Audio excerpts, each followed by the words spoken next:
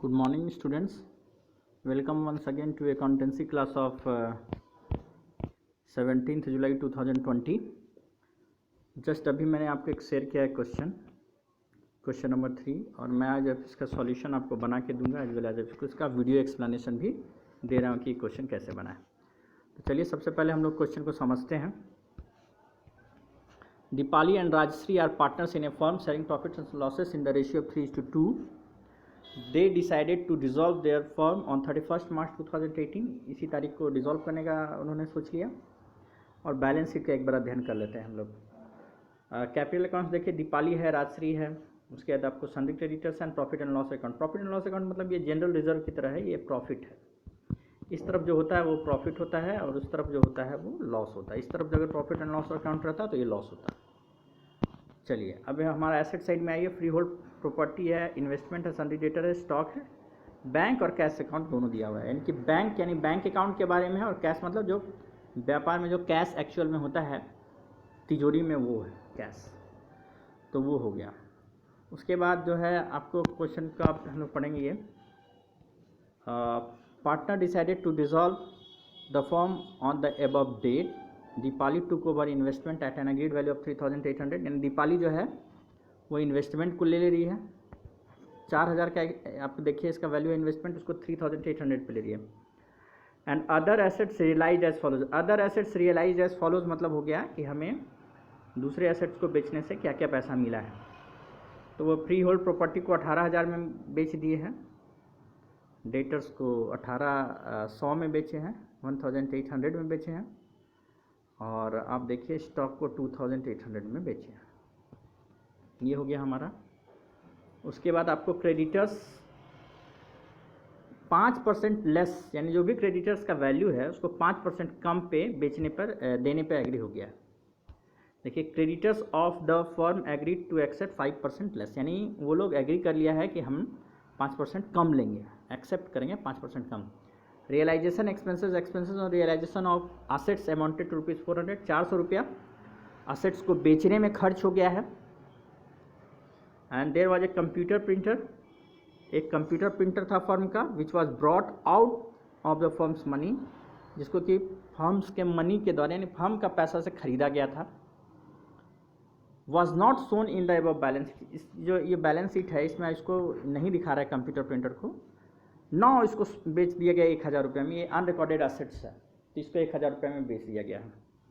आगे बढ़ते हैं. क्वेश्चन में आपको क्या कहता है. Close the books of firm and preparing. Realisation account आपको बनाना है, कैपिटल अकाउंट बनाना है और बैंक अकाउंट, तीनों आपको बनाना है और यही आपका क्वेश्चन है. तो चलिए इसका सॉल्यूशन हम लोग देखते हैं. इसका सॉल्यूशन मैंने अभी बनाया है और इसका मैंने आपको अभी मैं एक्सप्लेनेशन दे रहा हूँ. तो आई होप आपको क्वेश्चन समझ में आ गया होगा.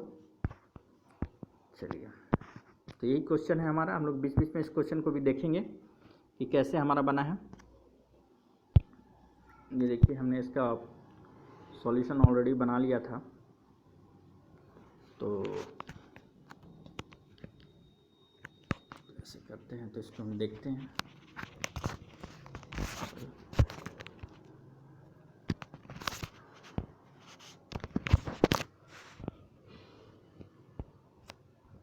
तो ये देखिए कि इसका सॉल्यूशन को हम लोग देख रहे हैं. इसका आपको सॉल्यूशन मैं PDF फाइल भेज दूंगा. समझाने के लिए हम इसको बड़ा कर रहे हैं सबसे पहले.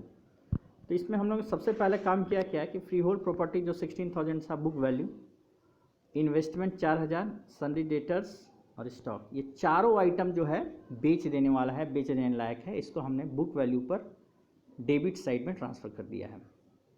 ओके ठीक है. फिर से सुनिए. Free hold property, investment, सन्डी debtor और स्टॉक, जो भी इसका बुक वैल्यू था यानी बैलेंस शीट में जो वैल्यू था उस पर हमने इसको ये 16,000, 4,000, 2,000 और 3,000 पे हमने ट्रांसफ़र किया. यहाँ तक पहले आप लिखिएगा. यही 4 आइटम आपको पहले लिखना है. पहले एसेट्स जो बिक रहा है उसको हम लोग बेच देंगे. और ये मत समझिएगा कि इन्वेस्टमेंट तो सर वो ले ली, दीपाली ले रही है तो इन्वेस्टमेंट को हम लोग क्यों लिख रहे हैं. नहीं, हमें पहले जो चीज़ बेचने लायक है उसको हमको यहाँ लिखना है. आगे बढ़िए. उसके बाद हम जिसको हमको पेमेंट करना है वो एक ही आइटम है, वो है क्रेडिटर्स. वो क्रेडिटर्स को हमने पेमेंट करना है. वो क्रेडिटर्स को हमने लिख दिया है कि 2,000 रुपया जो पेमेंट करना है. सॉरी 2,000 आप देखिए यहाँ पे लिख लिया। तो अभी हमें यही 5 आइटम लिखे। उसके बाद हम लोग क्वेश्चन को उसका आगे पढ़ते जाएंगे और उसके आधार पे जो है हम उसको हम सॉल्व करते जाएंगे। तो आप देखिएगा कि उसमें जो क्वेश्चन में लिखा हुआ है, जो नेक्स्ट स्टेप जो लिखना है, ये 5 आइटम लिखने के बाद कौन कौन सा 5 आइटम, ये 3-4 आइटम इधर का असेट्स, और इसको लिखने के बाद हम अब लिखेंगे इस तरफ, यहाँ लिखेंगे बाय बैंक अकाउंट। सबसे पहले लिखेंगे बाय बैंक अकाउंट, यानी क्या क्या पैसा अब हमको क्या क्या बेच रहे हैं वो आपको दिया हुआ था क्वेश्चन में कि फ्री होल्ड प्रॉपर्टी को 18,000 में बेचें, आप इनर कॉलम में 18,000 लिखिए। फिर सन्डी डेटर को 1800 में बेचें, 1800 लिखिए। स्टॉक को आप कितना में बेचें, 2800 में बेचें, स्टॉक को 2800 में लिखिए। और कंप्यूटर प्रिंटर जो था अनरिकॉर्डेड एसेट्स हमारा, वो भी हमारा बिक गया है, तो यहाँ पे हमने कंप्यूटर प्रिंटर अपने से लिखा है और 1000 रुपया उसका भी लिखा है। तो ये 4 आइटम को हमने पहले लिखा, ये जो पैसा हमारा एसेट्स बिका है। जो तरीका है पहले देखिए, सबसे पहले हमने ये चारों एसेट्स को ट्रांसफ़र किया बुक वैल्यू पर, और जो हमको पे करना है इसको इधर, क्रेडिटर्स को इधर ट्रांसफ़र किया। ये क्रॉस ट्रांसफ़र होता है, एसेट्स इस तरफ से आता है और लायबिलिटी इस तरफ से ट्रांसफ़र होता है। उसके बाद दूसरा जो हमने स्टेप लिया है वो क्या लिया है, जो एसेट्स हमारा बिका है उसको हमने लिस्ट वाइज करके बाय बैंक पहले लिखा, यानी कि इतना पैसा आया हमारा। फ्री होल्ड प्रॉपर्टी से 18,000 आ गया, सन्डी डेटर से 1800 आ गया, स्टॉक से 2800 आ गया, और कंप्यूटर प्रिंटर से 1000 रुपये आ गया। ये सबको टोटल करके 23,600 रुपये आ रहा है, यहाँ पे हमने आउटर कॉलम में लिख दिया। इतना करने के बाद उधर आप क्वेश्चन में देखिएगा तो लिखा हुआ था creditors are agreed to accept 5% less, यानी क्रेडिटर्स 5% लेस पे एक्सेप्ट करने को रेडी हो गया है। तो वो भी हमारा जो आपको मैंने यहाँ पे टू कैश और बैंक पहले लिखे कि हमने क्या क्या पेमेंट किया। अब तो उसमें नंबर 1 मैंने लिखा है क्रेडिटर्स। सबसे पहले क्रेडिटर्स को 2000 में 5% को घटाकर जो आया 1900 आएगा। 5% 2000 का कितना आता है, 2000 का 5% निकालिएगा तो 100 रुपीज़ आएगा, यानी 2000 में से उसका 5% को हम लोग घटा दिए, 1900 क्रेडिटर्स को दे दिए, क्रेडिटर्स को पेमेंट कर दिए। तो ये हो गया। और क्वेश्चन में था रियलाइजेशन एक्सपेंसेस 400 पे हुआ है, रियलाइजेशन एक्सपेंसेस हमने सेकंड आइटम पे यहाँ पे लिया रियलाइजेशन एक्सपेंस, यानी कि हमने जो पेमेंट किया है वो क्रेडिटर का पेमेंट 1900 और रियलाइजेशन एक्सपेंसेस 400 हमने पेमेंट किया है।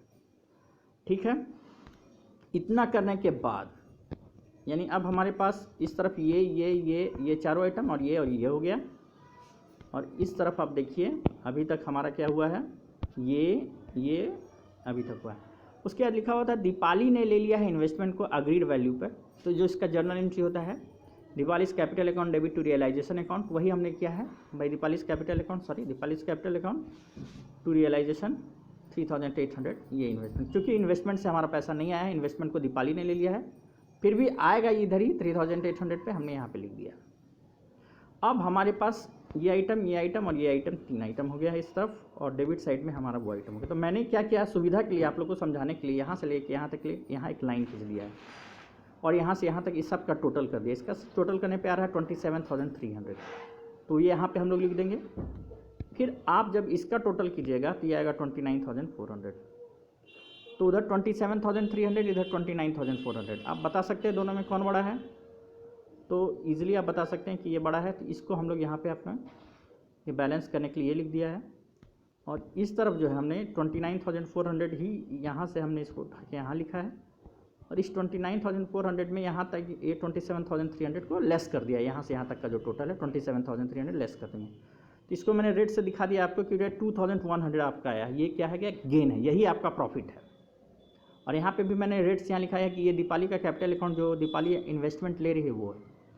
तो ये हमारा 2100 रुपया आ गया। ये 2100 रुपया 3:2 के रेशियो में हम लोग बांट देंगे। ये हम बांट देंगे दीपाली को और आश्री को।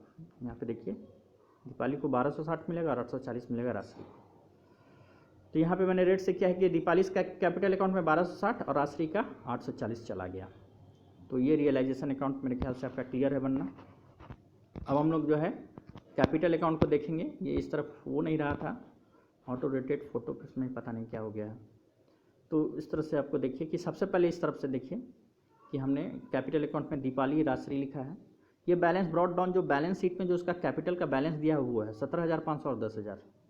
उसके बाद प्रॉफिट एंड लॉस अकाउंट में था 1,500 रुपया, 1,500 लायबिलिटी साइड में। उसको हमने 3:2 के रेशियो में बांट दिया है। ये 900 इसको मिलेगा, 600 इसको मिलेगा। और ये 1260 और 840 ये क्या है, तो देखिए ये यहाँ से जो आपको ट्रांसफ़र हुआ है आप देख सकते हैं, ये वाला जो अमाउंट है 1260 और 840, यही आपको यहाँ पे लिखा गया है, 840 यहाँ लिखा गया। तो इस तरह से आपका क्रेडिट साइड में हो गया।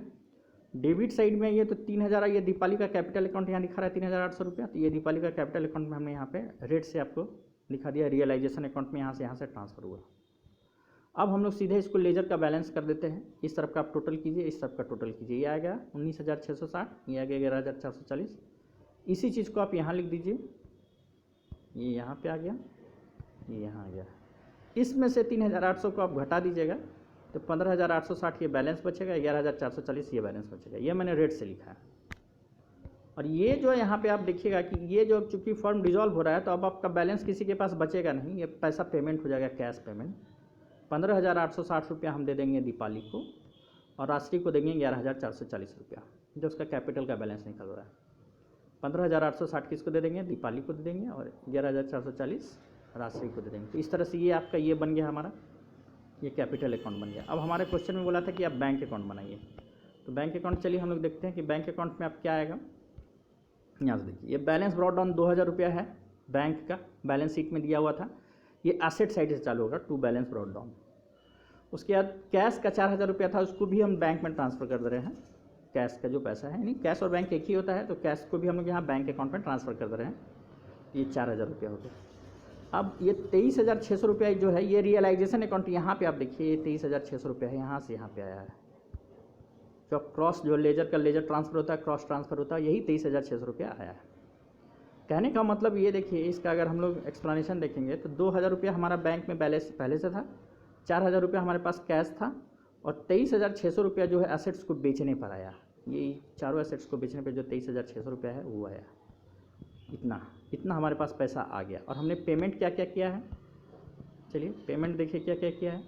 तो क्रेडिटर्स को 1900 पेमेंट किया, तो 1900 के क्रेडिटर्स को पेमेंट कर दिया। 400 रुपया रियलाइजेशन एक्सपेंसेस का पेमेंट किया, 400 रुपया रियलाइजेशन एक्सपेंस का पेमेंट यहाँ पे हुआ, ये यहाँ से ट्रांसफ़र हुआ है। ये हमारे पास पैसा है, टोटल 29600 में ये पेमेंट हो गया, किसको, क्रेडिटर्स को पेमेंट हो गया, ये रियलाइजेशन एक्सपेंसेस का पेमेंट हो गया। ये 15860 दीपाली को पेमेंट हो गया है, और राशि को 11440 तो कहने का मतलब 29600 रुपया आया था हमारे पास, और 29600 रुपया ख़त्म भी हो गया, यानी एक भी पैसा बचा नहीं है। और सारा एसेट्स बेच दिया गया, और सारा लायबिलिटी, यानी केवल एक लायबिलिटी था क्रेडिटर्स का लायबिलिटी, उसको हम लोग पे कर दिए। तो आई होप आपको ये पूरा क्वेश्चन समझ में आ गया होगा।